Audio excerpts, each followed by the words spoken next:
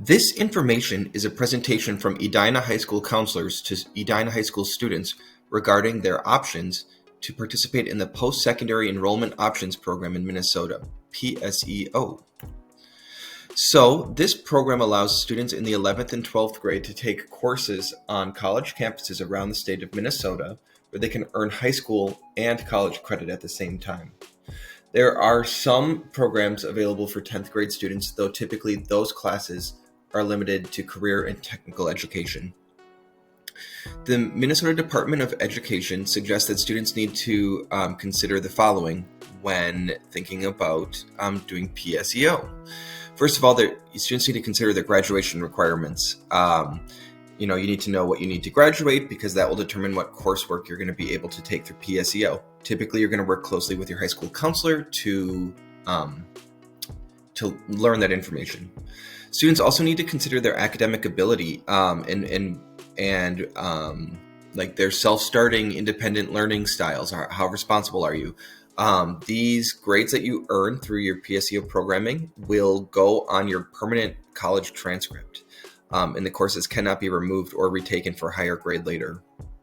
So you both earn credit for at the high school and on a college transcript. Students should also consider their maturity.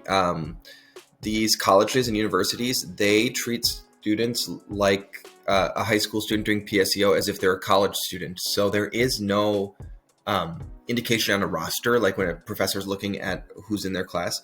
There is no delineation between who is a college student and who's a high school student. Additionally, the PSEO programs, the colleges will not communicate with your counselors or your parents. So students need to be able to kind of handle all communication and the logistics of their programming. And then another thing to consider would be scheduling and transportation. How does your PSEO schedule work with your high school course requirements? And then also, how are you going to get to and from the courses if you're taking them in person? A quick note on the credit conversion. Most college courses that students will take through PSEO have a credit count ranging from 3 to 5 credits. It is our practice to take a conversion rate of 2 to 1. So a PSEO class that would earn 4 college credits would equate to 2 college credits at Edina High School.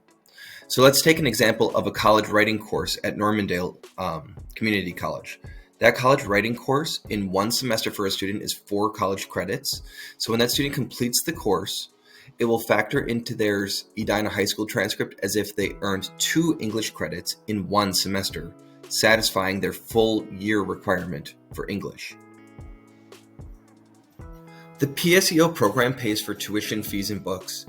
But students should know some things that are not covered. Transportation, for the most part, is not paid for by the PSEO program. And if you're taking an in-person course, you got to get to and from the course. There are some reimbursement opportunities for families that qualify based on financial status. There are some equipment fees that are not covered by the program, such as like a lab coat for a CNA program. And there are no PSEO summer courses. So there are some colleges out there that offer summer classes that students can take and pay for, but the PSEO program does not cover any college courses taken outside of the academic year.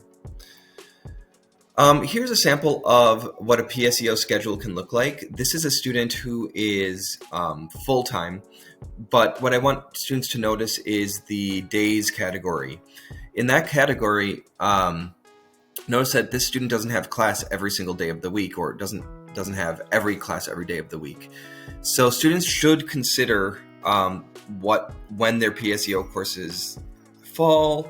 And then if a student is going to be part-time, they need to also consider how their part-time schedule interplays with the Edina High School schedule. For instance, if a student is taking a course that goes from 8 to 8:45 on Tuesdays and Thursdays, it would impact both first and second period because that student would have to consider a 7-day period and an even day period Thursdays. Let's get into the nuts and bolts of how you actually apply. First, it's important to know whether or not a PSEO program exists on a specific college or university. I know this is a video. In the description of this video, we'll include a link to these slides so you can access this list. So that link right here goes directly to the Minnesota Department of Education's list of schools that offer PSEO programs. We linked here just the U of M and Normandale's requirements so that students can easily find them as well. Questions, I'd always recommend students come to their counselor. So let's get into the actual 1, 2, 3s of how you do this. Number one, most PSEO applications don't open up until mid-February, sometimes March. So students still need to register for a full schedule at Edina High School. Students will work with their counselors after they've registered for their PSEO courses and will pull you out of the Edina High School classes. But since students don't know typically when our course registration happens, whether or not they're doing PSEO, because they haven't been admitted yet, they should still schedule for a full schedule at Edina High School. Step two, so the student knows they want to do PSEO, they need to find the institutional application for that program. So if it's Normandale, you Google Normandale and PSEO and you'll find their application. U of M, same thing, MCTC, whatever. So you fill out you fill out the institutional application, then you get a paper document called the NOSR, the Notice of Student Registration Form. You have to have that filled out every semester, and students fill out the top portion, and then counselors fill out the second portion. Once the counselor fills that out, the student can send that to the college directly along with their transcript. So that is where students definitely need to engage with their counselor. And then some applications may have additional credit checks or balance sheets or additional forms that they ask for the counselor to complete. After you've sent in the institutional application and the NOSR and your transcript, students should continue to check their email regularly. PSEO programs do not communicate directly to the high school or to parents, and so students will only know if they're admitted if they are checking their email. Upon receiving their email, they'll receive some instructions directly from the college. Please note that information is not shared with your counselor, so your counselor wouldn't be able to necessarily direct you. It is important that you are following the outlined steps, which will include some sort of orientation, either in person or online, sometimes setting up a meeting with your college academic advisor, and then you'll receive instructions for how to sign up for your classes.